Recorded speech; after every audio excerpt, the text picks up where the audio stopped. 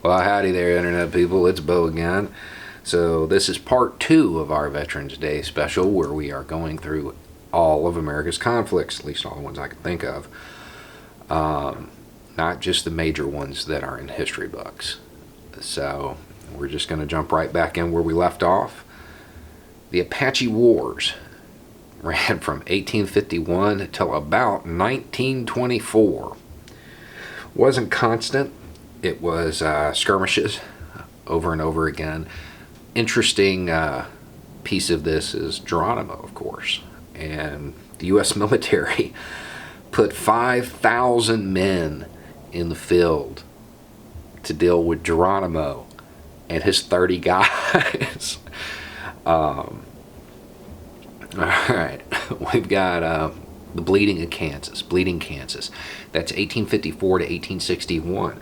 This was the Civil War's rehearsal. It was to determine whether or not Kansas was going to be a slave state. You have the Puget Sound War from 1855 to 1856. Now, this is seen as a part of the Yakima War and separate from it. It's weird. One of the most notable things about this is that there was a chief who was executed for murder during the war. The U.S. was really bad about native rights in almost every respect. However, typically, they were seen as combatants, and they were treated like that. This is a case where that didn't happen. They had to try him twice. The first one ended in a hung jury, and the second they convicted him. You have the first Fiji expedition. That's 1855. So there was a civil war going on, and an American agent, American businessman, his house caught fire, was burned, something like that, and the U.S. Navy showed up and demanded money. You have the Rogue River Wars, that's 1855 to 1856. That was another land grab up in Oregon. The Third Seminole War, the Yakima War, the wider one, more land grabbing. The Second Opium War, 1856 to 1859. Real history buffs right now are going, we weren't involved in that. And that's right. They're right. For some reason, it is now kind of being taught that we were. We weren't. We were there at the same time. The U.S. Navy was there. A merchant U.S. ship was fired upon. So the U.S. Navy took some forts and then said, no, we're neutral in the war, but at the same time secretly helped out the French and British. Let's see, the Utah War, 1857 and 1858. This was minor skirmishes between Mormons and the U.S. military. No joke. The Navajo Wars, that's 1858 to 1866. Now, this ended with the Long Walk.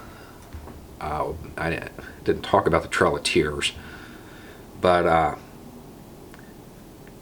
just remember that all native groups that got moved, they all went through that, and in various ways.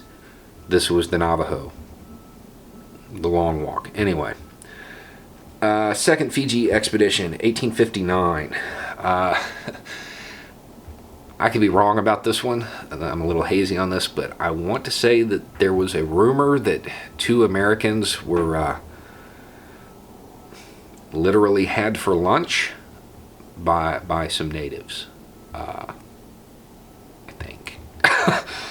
Let's see, John Brown's Raid, 1859. Let's see, the First and Second Cortina War. That's 1859 to 1861. That was a ranch war.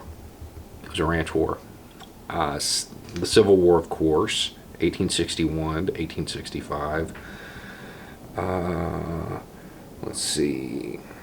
You have the Dakota War, 1862. It's a land grab. The Colorado War, 1863 to 1865, a land grab. Even during the Civil War, this was still going on. Let's see, the Shimonoseki campaign in 1863 to 1864. Okay, the Tokugawa shogunate was pretty friendly to outside influence. However, other elements within Japan were not, and at some point the kind of command went out to expel the barbarians. That's us. And in the process of that, a merchant ship was attacked. The U.S. Navy got involved. Let's see, we've got the Snake War, that's 1864 to 1868, land grab. Powder River War, 1865, land grab. Red Clouds War, 1866 to 1868. Interesting thing about this one, the natives won. The Formosa Expedition in 1867, that's pirates in Taiwan. The Comanche Campaign, 1867 to 1875, wasn't only against Comanches though. The Korean Expedition in 1871, we were in their waters. They shot at us and we shot at them. The Modoc Campaign, that's 1872 and 1873. The Red River War, 1874, 1875, that ended the Texas Indian Wars. Let's see, the Great Sioux War, 1876, Buffalo Hunters War, 1876 to 77, Nez Perce War, 1877, Bannock War, 1878, Cheyenne War, 1878 to 1879, Sheep Eaters War, 1879, White River War, 1879 to 1880. All of these are land grabs. Pine Ridge Campaign, 1890 to 1891. That's Wounded Knee. That's when that happened.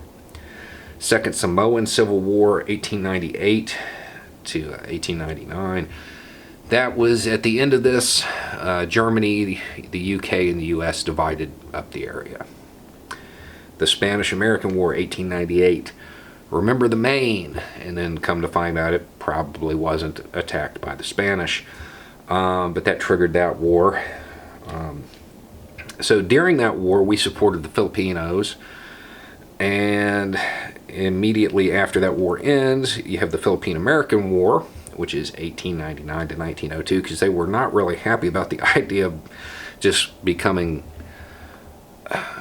having us become their new rulers. They kind of thought that they were going to get freedom after kicking the Spanish out. Let's see, the Boxer Rebellion, 1899 to 1901. Crazy Snake Rebellion in 1909. That's an interesting one. So there was the accusation that either the natives or their African American friends stole some smoked meat. And the sheriff formed a posse to go get them, and both the natives and the African Americans realized they're probably not going to get justice, so it sparked a little rebellion. The Border War, 1910 to 1916, think Pancho Villa. The Armed Uprising of Independence of Color. Now this was in 1912 in Cuba.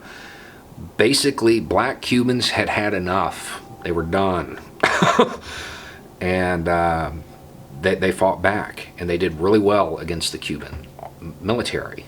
And then their president contacted the U.S. and the Marines went down.